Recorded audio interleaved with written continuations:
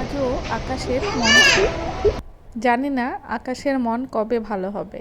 যাই হোক, আমার মন ভালো করতে একটু পুডিং বানিয়ে ফেলি। হ্যালো ভিউয়ার্স, আসসালামু আলাইকুম। সবাই কেমন আছেন? Welcome back to my channel.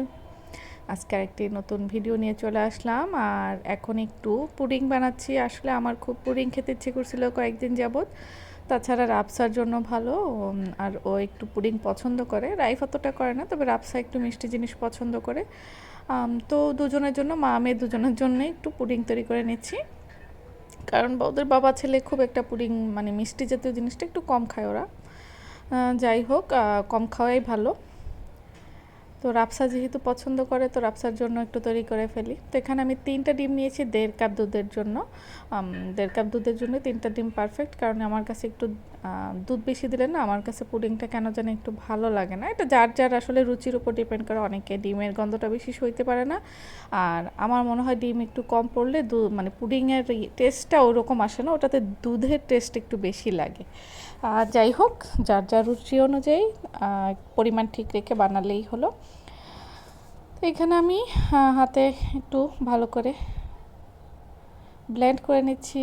আর এখানে ক্যারামেল তৈরি করে নিচ্ছি। ক্যারামেলটা আমি একটু কালচে করি, মানে আমার একটু কালচে কালচে ক্যারামেল হলে ভালো লাগে। আর আমার কাছে কিন্তু পুডিংয়ের টেস্ট পুরোটাই হচ্ছে ক্যারামেলের উপর। ক্যারামেল ছাড়াও কিন্তু পুডিং তৈরি করা যায়, কিন্তু আমার কাছে ক্যারামেল সহই, মানে ক্যারামেলের পুডিংটাই ভালো লাগে। ক্যারামেল ছাড়া যে পুডিং হয় ওইটা আমার পছন্দ না। আর আমি এখানে আজকে রাইস কুকারে পুডিং করব, কারণ চুলায় গ্যাস প্রবলেম, তারপর এতটা সময় চুলায় যদি আটকায় রাখি প্রবলেম হয়। আর এখানে পুডিং তৈরি করতে দেওয়ার পর ওর বাবা চলে আসলো। তো এই ফাঁকে রাইফ চলে গেল বাবার সাথে বাসার নিচেই 5 স্টার সিবি 5 স্টার, ওখান থেকে চিকেন ফ্রাই আর হচ্ছে চিকেন উইংস নিয়ে আসলো।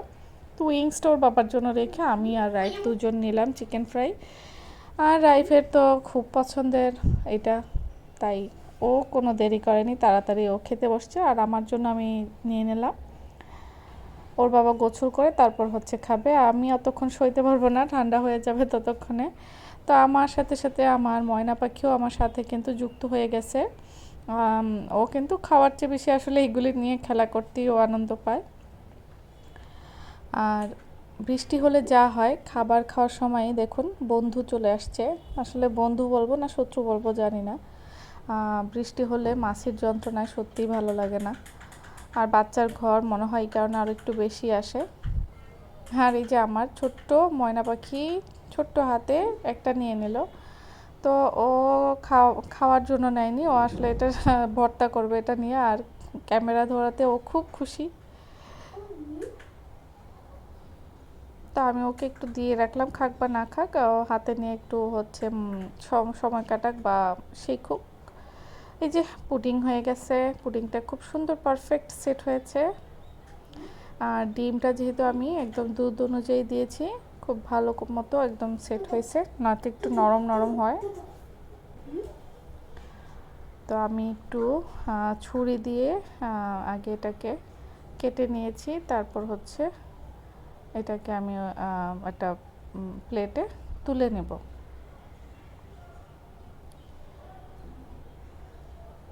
আর পুডিংটা হচ্ছে ভালোই হয়েছিল, এই যে। তা এখন একটু খেয়ে দেখি কেমন হয়েছে। তো আমি হচ্ছে রাইফ হচ্ছে পড়তে বসছিল, তো ও তো ডাইনিং টেবিলই পড়ে। তো বলল যে একটু খাবে, বলতেছে পুডিং খাবো। তো আমি একটু ওকে আগে দিয়ে নিই, ও একটু খাক। ও তো সচরাচর খুব একটা খায় না পুডিং, তারপরও দেখি। তবে পুডিংটা খুব ভালো হয়েছে, দেখতেই পারতেছেন। পুডিংটা কিন্তু মানে একটা পুডিং যদি ভালো করে সেট হয় এটা কিন্তু দেখলেই বোঝা যায়। তো আমি এখন একটু রাইফকে দিয়ে দেখি। আর ও হচ্ছে আমার ড্রেসিং টেবিল থেকে লিপস্টিক নিয়ে লাগিয়েছিল, ওইটা মুছে দিয়েছি, বাট এখনও আছে। আর আমার বাচ্চাটা পড়তে বসেছে, সবাই দোয়া করবেন আমার ছেলের জন্য। আর এইখানে ওর বোন ওকে ডিস্টার্ব করতেছে।